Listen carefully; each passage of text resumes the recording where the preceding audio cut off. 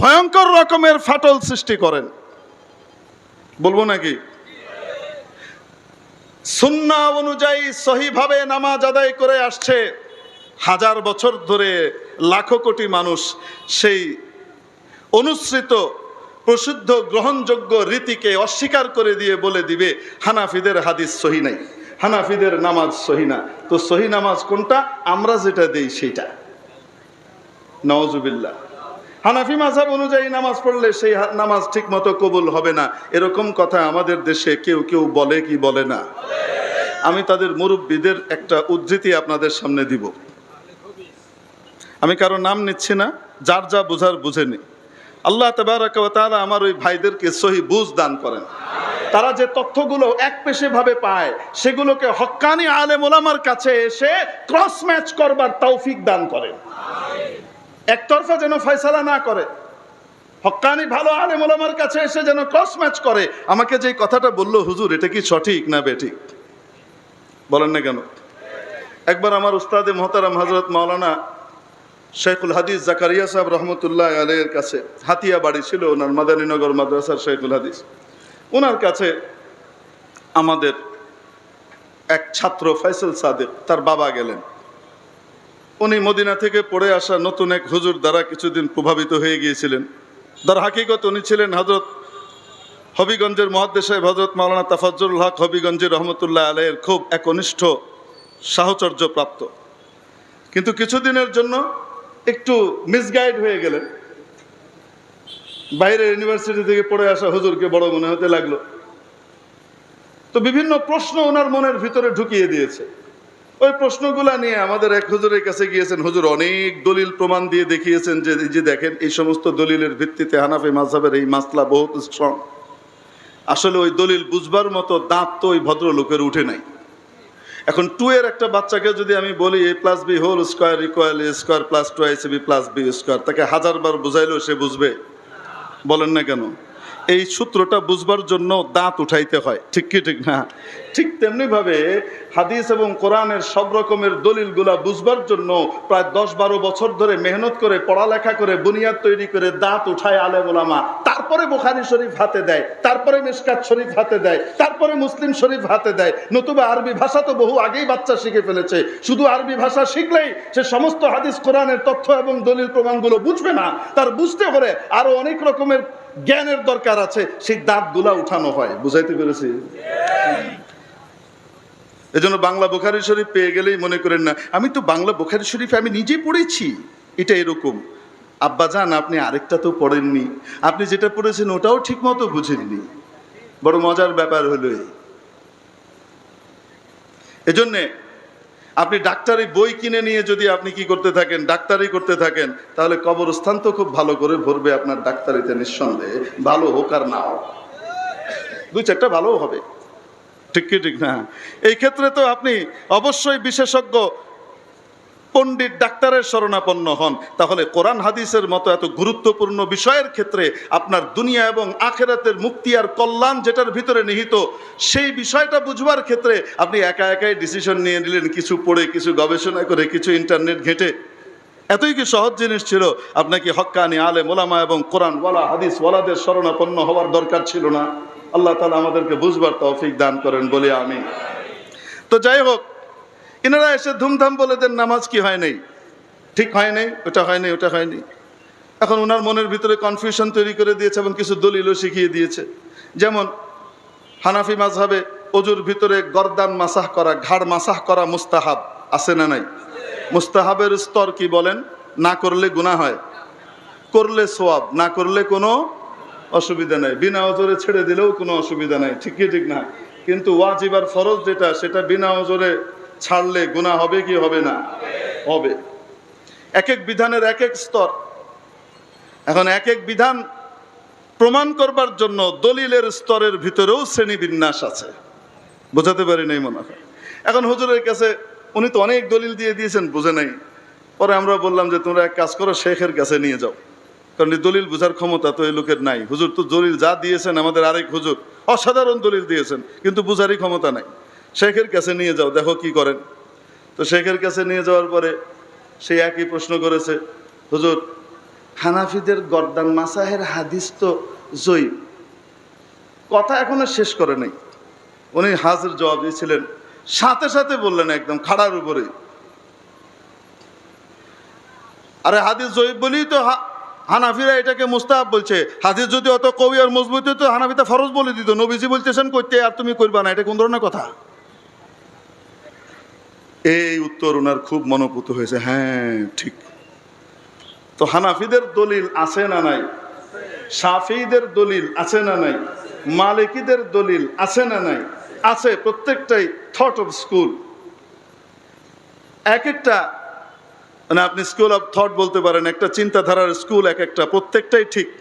আপনি যদি অক্সফোর্ডের সিলেবাসে পড়েন তাও আপনি বড় জ্ঞানী হবেন, আপনি যদি ক্যামব্রিজের সিলেবাসে পড়েন তাও আপনি বড় জ্ঞানী হবেন, আপনি যদি বাংলাদেশের যে সিলেবাস দেওয়া আছে সেই অনুযায়ী পড়েন তাও আপনি মাস্টার্স পাস করতে পারবেন। ঠিক কি ঠিক না?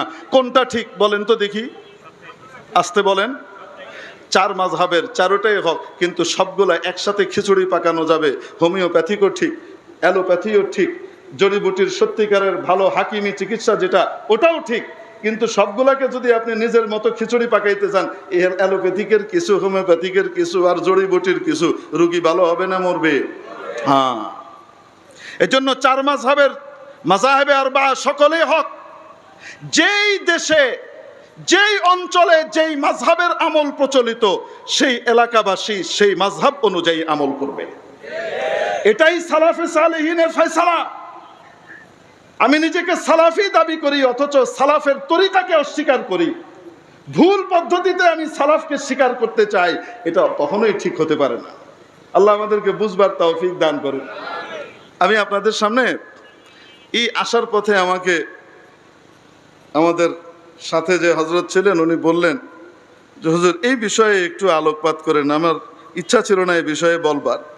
তারপরেও আমি আপনাদেরকে সৌদি আরবের সর্বোচ্চ ওলামা পরিষদ যেটা আছে, যেখানে 6 জন ওলামা একরামের 6 থেকে 7 জন আলেম থেকে শীর্ষস্থানীয় আলেম ওলামা, এবং এনাদের এক একজন আলেম ওয়াল্লাহি অনেক বড় বড় আলেম, এক একজন হাফিজুল হাদিস বলা যায় এত বড়। তাদের মধ্যে শীর্ষ পর্যায়ের একজন হলেন, তাদের মধ্যে মাথা পর্যায়ের হযরত শেখ সালেহ আল ফাউজান হাফিজাহুল্লাহ এখনো আছেন। ওনাকে টেলিভিশনের ভিতরে লাইভ প্রশ্ন করা হয়েছিল যে নামাজ যে আমরা পড়ব কোন হিসাবে পড়ব, কোন তরিকায় পড়ব। উনি উত্তর দিয়েছেন হানাফি, শাফি, মালিকি, হাম্বলি যে কোনো এক মাযহাবের তরিকা অনুযায়ী পড়বেন। উনি উত্তর দিয়েছেন হানাফি, শাফি, মালিকি, হাম্বলি যে কোনো এক মাযহাবের, আসতে বলেন, তরিকা অনুযায়ী পড়বেন। তো সাথে সাথে উপস্থাপক প্রশ্ন করেছে এই চারটার ভিতরে কোন মাযহাবকে ফলো করব। উনি বলেছেন মাযহাবুল বালাদ, যেই দেশে যেই মাযহাব প্রচলিত সেই দেশে সেই মাযহাব অনুযায়ী পড়বে। বুঝাতে পারি নাই মনে হয়। হযরত ইমাম মালিক ইবনে আনাস আল আসবাহি রাহমাতুল্লাহ আলাইহি যখন জগৎ বিখ্যাত কিতাব লিখলেন হাদিসের মুয়াত্তা, তৎকালীন খলিফার কাছে হাদিস কিতাব পেশ করা হলো। উনি দাওয়াত দিয়ে জিজ্ঞেস করলেন এই হাদিসের কিতাবের ভিতরে যা আছে সবই কি নির্ভরযোগ্য? উনি বললেন হ্যাঁ, সব নির্ভরযোগ্য। বাদশাহ খুশি হয়ে গেলেন এবং বললেন আমি এটার কপি করিয়ে সমস্ত প্রভিন্সে পাঠিয়ে দিব, সকল প্রদেশে পাঠিয়ে দিব, এবং সব জায়গায় বলে দিব সব রকমের আমল বাদ এই কিতাবে যা আছে রাসূল সাল্লাল্লাহু আলাইহি ওয়াসাল্লাম থেকে সাহাবী থেকে বর্ণিত এইভাবেই সবাই আমল করবে। ইমাম মালিকের কিতাবের প্রচারের দায়িত্ব নিলেন খলিফা নিজে। কেমন প্রচার হতো কল্পনা করেন। আমি আপনি হলে বলতাম গোসাইরহাট কেন, গোটা শরীয়তপুর বরিশাল বিভাগ থেকে শুরু করে সারা ঢাকার যত ফুল আছে সব একসাথে করে বাদশার গলায় দেওয়া দরকার। ইনি একজন খাঁটি ইনসাফ ওয়ালা বাদশাহ, বিদ্যানুরাগী। ঠিক কি ঠিক না? হযরত ইমাম মালিক ইবনে আনাস আল আসবাহি রাহমাতুল্লাহ আলাইহি সালাফে সালেহিনের অন্তর্ভুক্ত, তাবায়ে তাবেঈ। উত্তর দিলেন আমিরুল মুমিনিন কখনো এটা করবেন না, কখনো এটা করবেন না, কারণ নবীজি সাল্লাল্লাহু আলাইহি ওয়াসাল্লামের সাহাবীরা নবীজির বিভিন্ন আমল বিভিন্ন সময় বিভিন্ন ভাবে করতে দেখেছেন। এক সাহাবী নবীজির একটা আমল একভাবে করতে দেখেছেন, তিনি এখান থেকে চলে গেছেন তার এলাকায়, নবীজির সেই আমলটাকে সেখানে জিন্দা করেছেন। ওই একই আমল আরেক সাহাবী নবীজির আরেকভাবে করতে দেখেছেন, উনি ওনার এলাকায় চলে গেছেন, আরেকভাবে চালু করেছেন। নবীজির আমলের সবগুলোর মধ্যেই নূর আছে, নূর আছে, নূর আছে। যেই এলাকায় যে আমল চালু হয়ে গেছে তাদেরকে সেই আমলের উপরেই থাকতে দেন, ওই তরিকার উপরেই থাকতে দেন। যদি সব বাতিল করে আপনি এই একমুখী জিনিস করতে যান তাহলে গোটা জাতির ভিতরে ফিতনা হবে। বল ফিতনাতু আশাদ্দু মিনাল কতল, আর ফিতনা হলো হত্যার চেয়েও জঘন্য বিষয়। লফজ আম, মাওরিদ খাস। ওয়াল ইবরাতু লিউমুমিল লফজ লা লিখুসুসিল মাওরিদ। এখন বলেন তো দেখি, সালাফে সালেহিনের তরিকা কি ছিল, সালাফের পদ্ধতি কি ছিল? আমি যেটা বুঝি এটার উপরে সবাইকে জোর করে এক করা, নাকি যেই এলাকায় রসুলের যে আমল আগে চালু হয়ে গেছে সেই এলাকায় সেই আমলই চলতে দেওয়া, ঠিক কি ঠিক না? আস্তে আমিন বলাও নবীজির সুন্নাত, জোরে আমিন বলাও নবীজির সুন্নাত।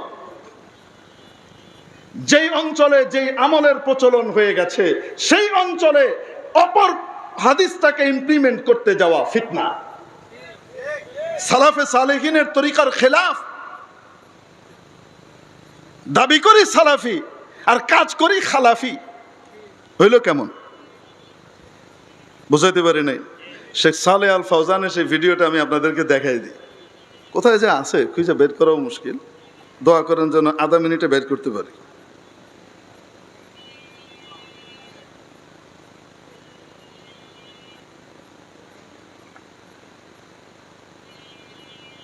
দেখেন এখন আর খুঁজে পাইতেছি না।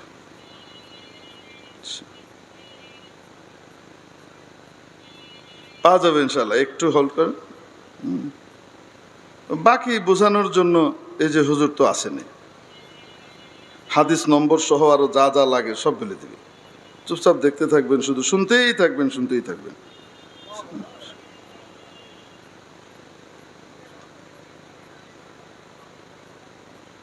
বিসমিল্লাহ।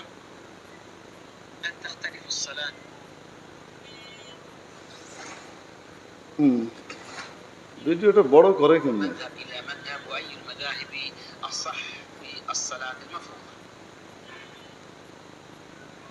المذهب الذي عليه البلد تأخذ بالمذهب الذي عليه البلد، حنفي شافعي مالكي شافعي حنبلي، المذهب الذي عليه البلد. أن تختلف الصلاة من مذهب إلى مذهب، وأي المذاهب أصح في الصلاة المفروضة. কি বলছেন জানেন? তরজমা হুবহু করি। এক এক মাযহাবের নামাজ এক এক রকম। তরজমা আরো সুন্দর হবে। হ্যাঁ, এক এক মাযহাবের নামাজ এক এক রকম হয়। তো কোন মাযহাবের নামাজ অধিক সহি? সবগুলাই তো সহি, কিন্তু কোন মাযহাবের নামাজটা অধিক সহি এবং কোনটার উপরে আমরা আমল করব, এটাই প্রশ্ন করা হচ্ছে।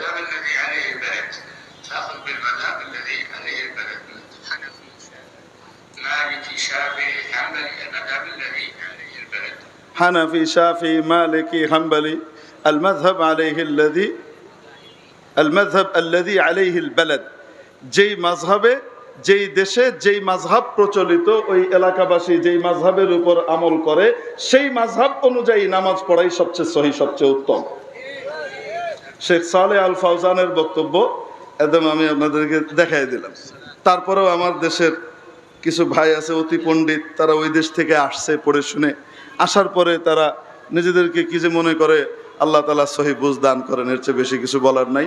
ওখান থেকে পড়ে সেই মাশাআল্লাহ এই দেশে সত্যিকারের তাওহীদ এবং সত্যিকারের সহি আকীদা এবং সহি মাযহাব হানাফি মাযহাবের উপরে দলিল দিয়ে বয়ান করছে।